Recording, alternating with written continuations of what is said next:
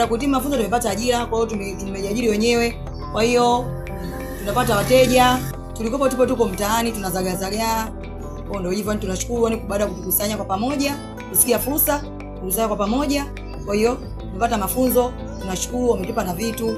Yaani imebadilika kiasi kikubwa kwa sababu nina fani yangu. Na kama unavyojua fani haiwezi kuzeeka, kwa hiyo niko vizuri. Maisha ya sasa hivi na zamani kuna tofauti kubwa sana. Kwanza kabisa hapo nyuma tulikuwa watu wa nyumbani.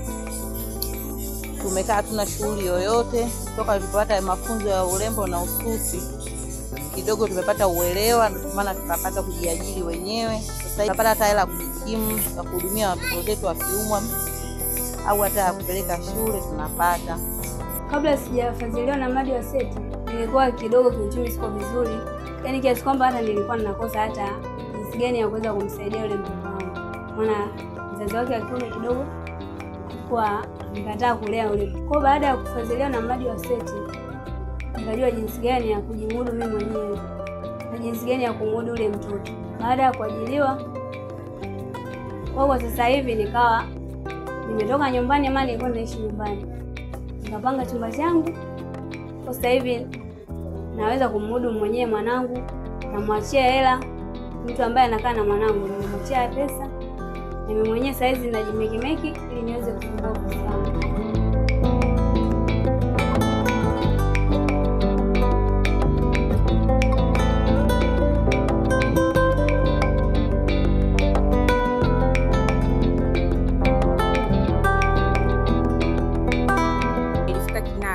Sijui chochote, nilikuwa sijui kusuka, nilikuwa sijui yani kitu chochote. Nilipofika pale tukaanza mafunzo vizuri.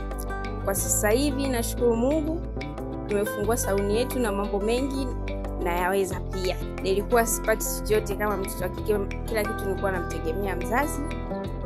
Kwa sasa hivi kwa kweli tunapata chochote kitu ambacho kinaweza kukimu kama mimi, na pia naweza ngatoa chochote kitu kwa ajili ya matumizi nyumbani.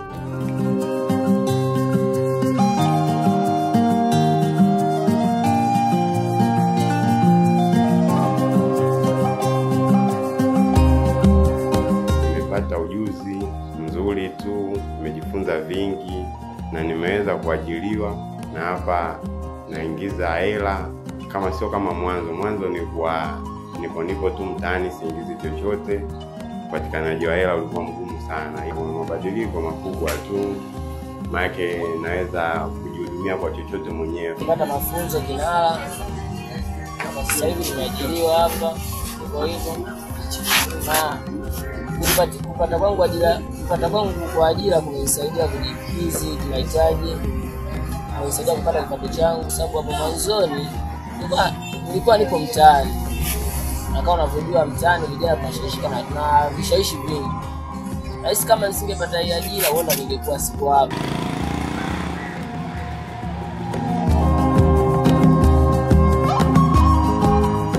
Baada ya kumaliza mafunzo hayo na kuweza kufungua ofisi kwa ajili ya kujiendesha kibiashara hiyo, ameweza kidogo kupata kipato ambacho hata sisi kidogo imetupunguzia majukumu kama mzazi kwa ajili ya matunzo yake yeye, na kiasi kidogo anaweza kusaidia familia.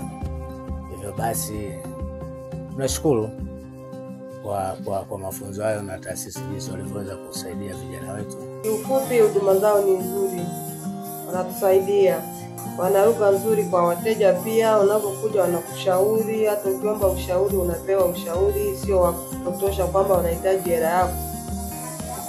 Ni wazuri, binafsi mimi naona kazi zao ni nzuri, na ndio maana niko hapa. Ingekuwa sio nzuri nisingekuwepo.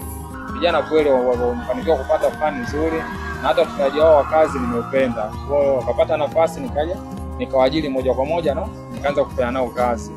Kama baadhi hapa wanapoonekana nao ni vijana wote wametoka katika shirika la Kinara.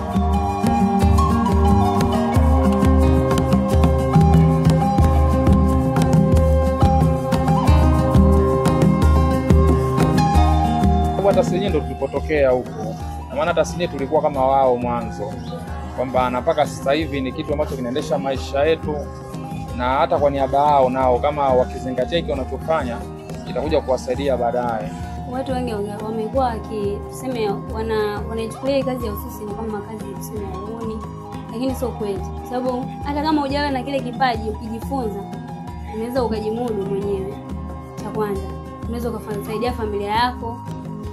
Kinaya ametusaidia kwa kweli, tunashukuru. Pia tunashukuru mabosi zetu wametusaidia kwa sisi vijana kutuwezesha kwa hivi vitu vidogo. Tunashukuru sana.